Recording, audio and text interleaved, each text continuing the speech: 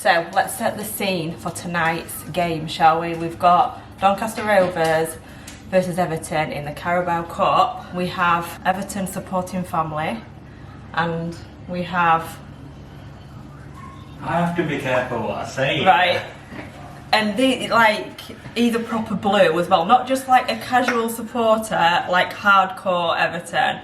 What's happening? He works for Rovers, that's what's happening. He's there tonight. So some people would say I can't win, but I'm saying I can't lose. So as it stands, I work for Rovers, obviously a League 2 club, so winning against the Premier League club in the Carabao Cup will be amazing financially, amazing for content, amazing for the club, and my working week will be unreal. It'll be amazing. Rovers beating a Premier League club, any Premier League club, let alone Everton. So it'll be amazing at work.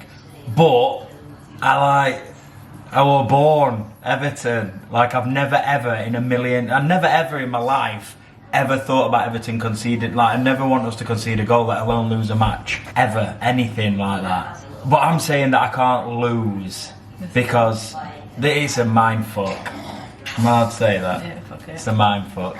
Because but the way I'm thinking it, I can't lose. Like I say, Rovers win, brilliant foot club, brilliant at work. I obviously want Rovers to win all the time as well because I work there. I am Rovers supporter now as well. Yeah, this is it. This is the strange thing as well. Like, we're always at the stadium. Obviously, David works there anyway, so we go, we watch the rugby there, we're always in and out. So it's so weird going as like a away supporter in our local town as well. Like, Rovers is our second club, so it is very bizarre. Yeah. And we're going in the Everton end, so it's going to be strange. We're going to bring you along. We'll see if we can see Nobby here on camera supporting Rovers.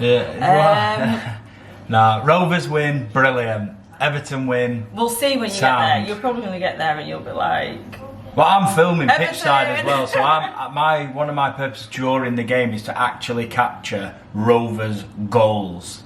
So, and as some Rovers fans that will watch the Inside Rovers match day will know and have heard, and I've had to cut out a few bits and manipulate the audio, when Rovers score, I'm genuinely, you can hear me behind the camera like, get in! And sometimes it sounds very extreme. Yeah. But especially when we went 2-1 up, I think at Hull, I had to like mess around with the audio a bit because I was like, get in! Because we beat Hull, we were a championship side. So that were amazing. So it would be interesting to see where my head's at if Rovers score against Everton.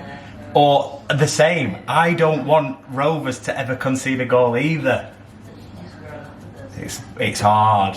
But I can't lose, can I? Either way.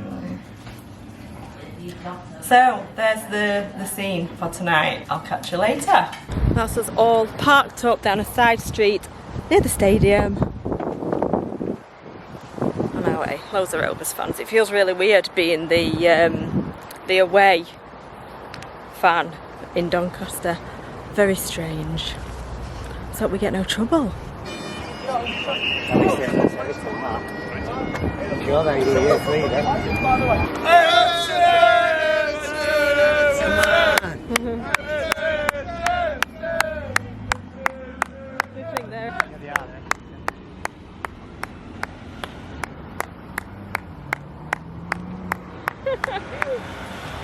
So we're here, we're sat at the front here, this will be our view.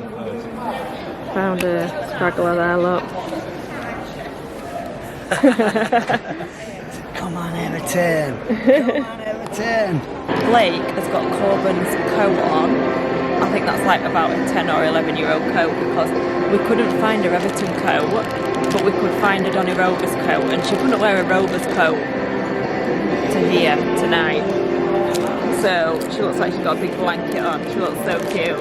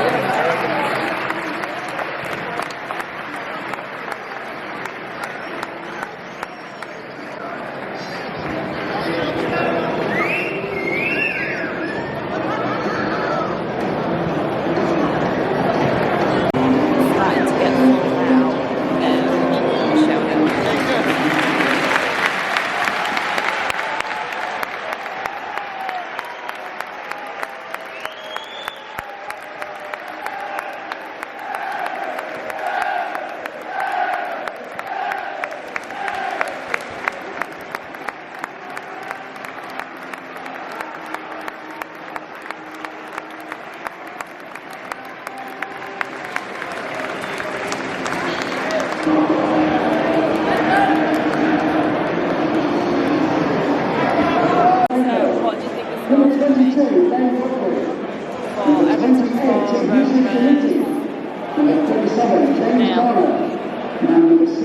we've actually got a bet on 3-0, so that'll be alright. Tobacco on the foundation. 6 James Tarkovsky, James Tarkovsky, 13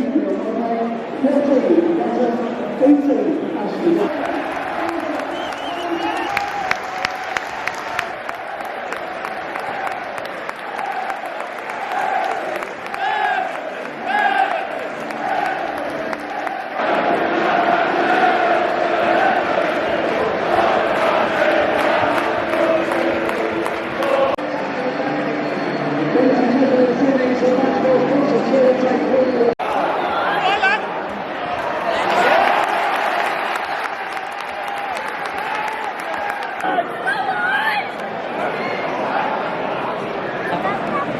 Blakey's brought a teddy to the game, haven't you? What's it called? Coffee. Everton bet.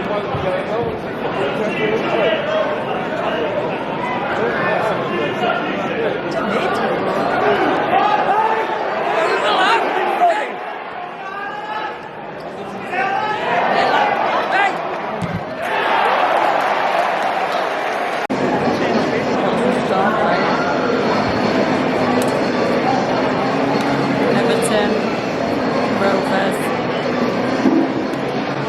shite. People are getting very angry in the Stone Island.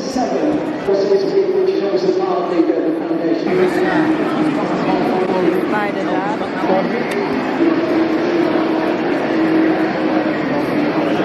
How far offside was it? See what happens in the second half, eh? One off, and it's 73 minutes.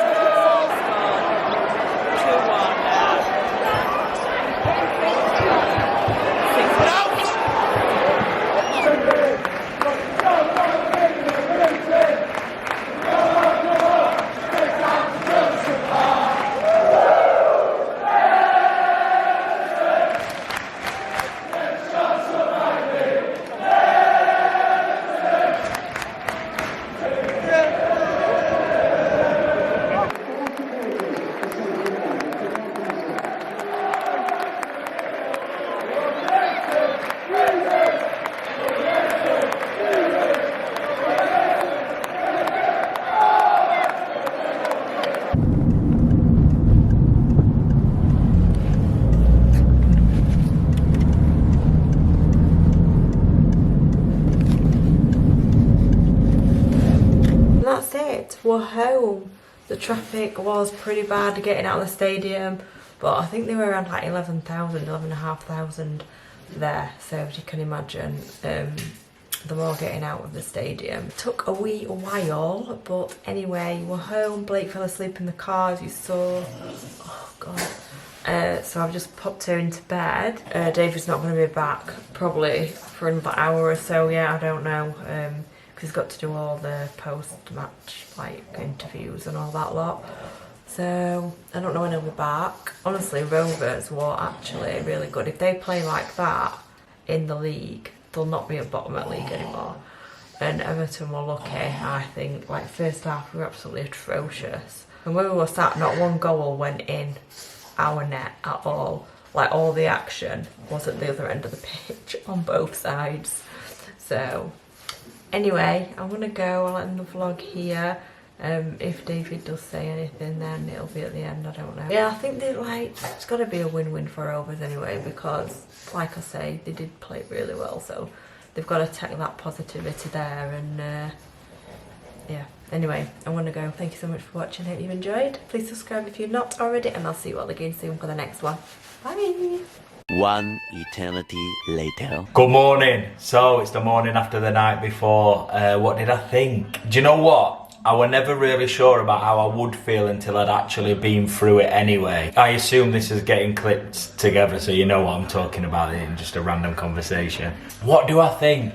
I tell you what, I knew I'd be gutted if Rovers didn't win because why wouldn't I be? I work there, I'm in it, like I live and breathe Rovers every day pretty much. So I knew I'd be gutted if they didn't get through, even though obviously I'm slightly happy Everton did get through. But the overriding feeling that I think I've had is that I didn't realise how gutted.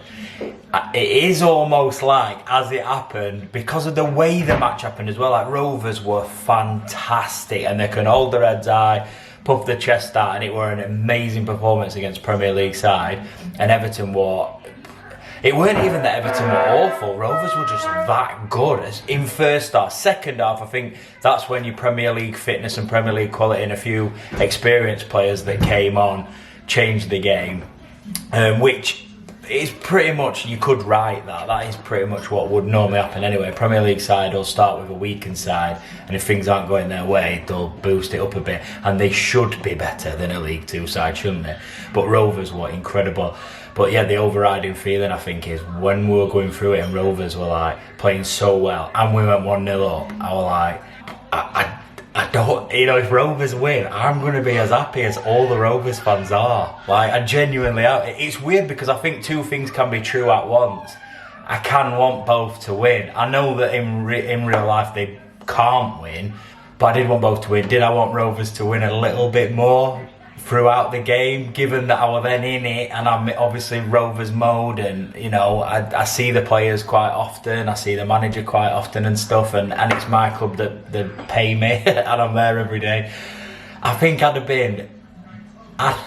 been slightly happier had Rovers won, just because getting away with all the emotions and being in the club and stuff, I don't know, it's very, very difficult this. But either way, Everton did win, so well done.